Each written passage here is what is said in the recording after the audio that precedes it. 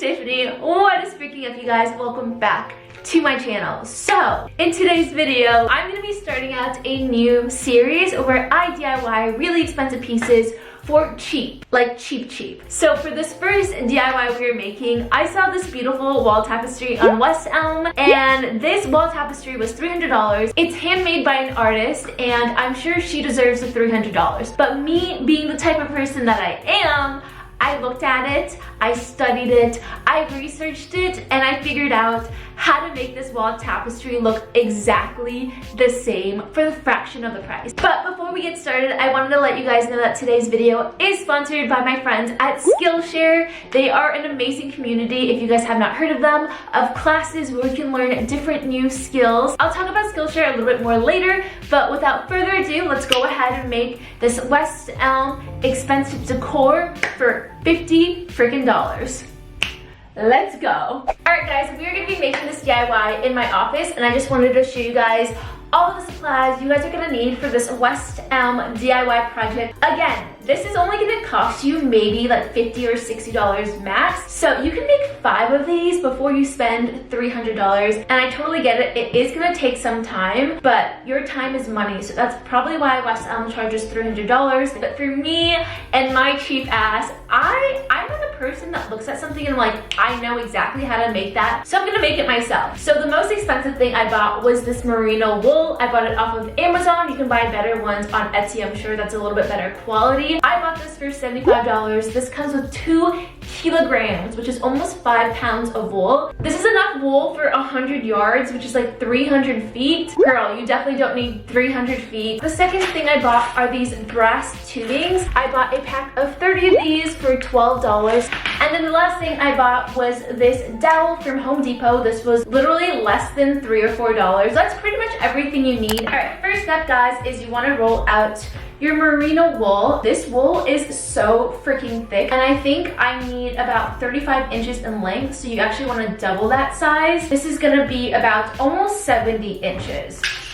Okay, so this is 35 inches right here. So I'm measuring this 35 inches, and then I'm doubling it. Okay. All right, I have my first piece. So this piece is going to be enough to make 2, because what you're gonna do is you're gonna split this in half. It doesn't need to be perfect. All right, so this is gonna be 1 piece. So every single piece that you cut out, you're gonna be able to make 2 pieces out of it. Oh my God, it's getting so dirty. Please make sure you clean your floors if you're gonna do this on the floor. All right, the next thing you wanna do is you're gonna fold it in half. So on the side with the loop right here, you're gonna twist this like so, because we're gonna actually stick the tubing in, and it has to be super tight or it won't fit in the tube. So, and we're just gonna squeeze it in the tube if we can.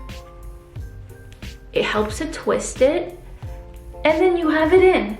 Then you slide it through. You don't need to slide it a lot, but that's the first loop. So there we have the first piece. So with this first loop, I'm gonna just grab it around and then slip this piece through like so. Do you guys see that? So we have the first piece. This is gonna be the side that shows when you are hanging it, and then you're gonna do that like 20 more million times.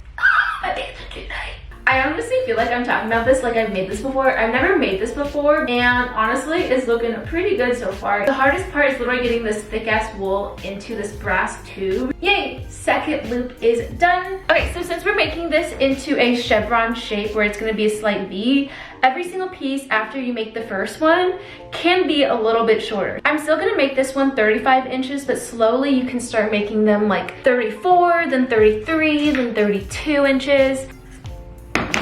Again, split this baby in half. Try to be as even as possible. And this guy easily splits. All right, now once you have your half, you're gonna fold that baby in half, and you're gonna take your finger, make a tight loop, and then we're gonna grab a brass tube.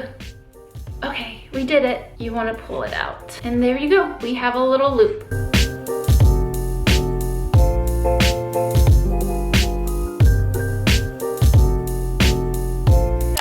update here. I made all the pieces that I needed. I made 24 pieces. Just so you guys know the dimensions of everything, I kept these pieces at 35 inches. These are 34, these are 33 and a half, and then these little guys are just 33. So this is gonna be the fun part, which is putting all the pieces together. I'm excited for this part. So we have the head here. Put your hand through the head, and then we're gonna grab the tail, and then just pull down, like so. All right, so these were all the 35-inch pieces. I'm gonna start using the 34-inch pieces.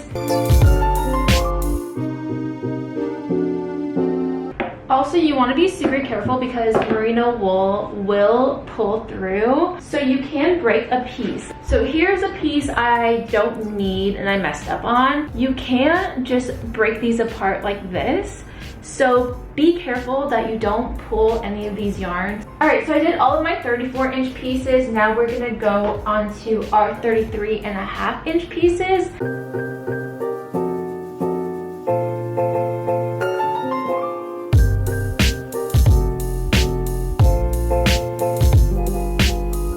So I have 23 pieces here. I think that's perfect. Okay, so before we do anything else, I actually want to add 2 pieces of string here so that I can actually hang it, because I want to make sure that I can see everything before I start cutting anything off. So I just have a piece of embroidery yarn. You can get these for like literally 50 cents, 75 cents at Michael's. All right, so I have about 10 feet of string. I doubled it up, and then I'm just going to tie one end of the rod, and I'm just going to double knot it. Nothing super crazy or fancy.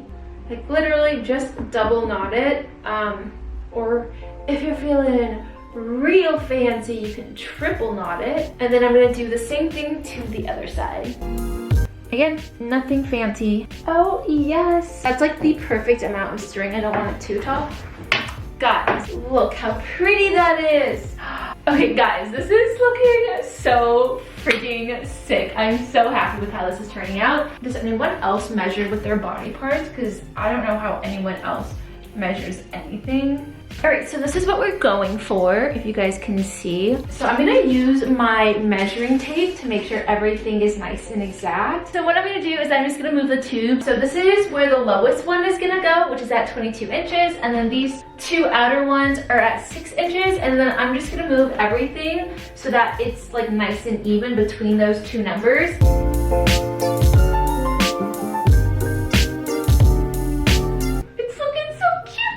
Guys, it's looking so freaking good. I cannot believe it.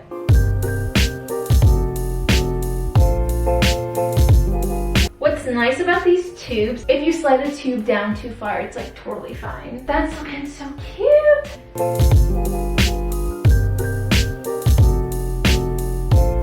Oh my god, that is literally perfect. So this is what it looks like right now. I wanted to show you guys before I start cutting the bottom. That's a perfect little V. That's all you need is a perfect V. And then I'm gonna cut the strings on the bottom. You can just leave it and have it look like this. Like if you just cut everything straight across, that would be so adorable. But I kind of want it to mimic the West Elm one. But honestly, I would be happy just leaving it like this. Feel free to leave it at this point because it looks so pretty. So what I'm gonna do is I'm gonna cut every single one about 6 inches from the tassel. First one is cut. Oh my god. This is literally the scariest part. Oh my god, I did it. I did it.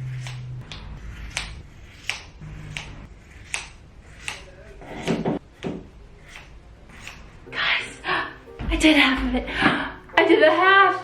I did a half. I did a half. So now we just have to match that same angle on the other side, which I feel like is gonna be a little hard, but I think we can do it.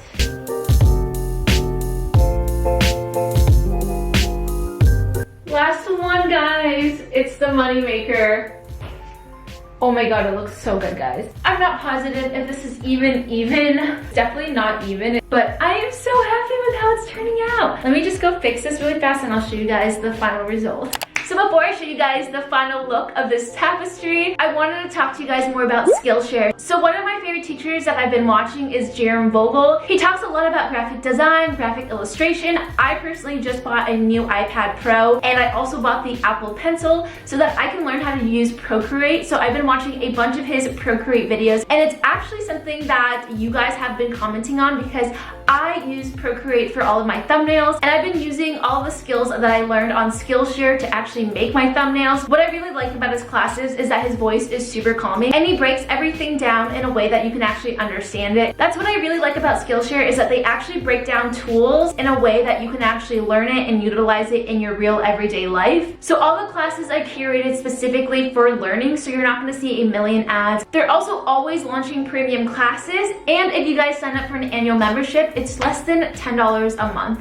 So yeah, if you guys are anything like me and have been craving a new passion project, a new creative outlet, I highly suggest becoming a Skillshare member. There are so many classes that I find so interesting, like calligraphy, product photography, how to make your own wall tapestries. So if you guys want to join Skillshare, the first 1,000 people that use my link down below is going to be getting a free trial of Skillshare premium membership. Let's go ahead and see how this wall tapestry turned out. 1, 2, 3, funk it. All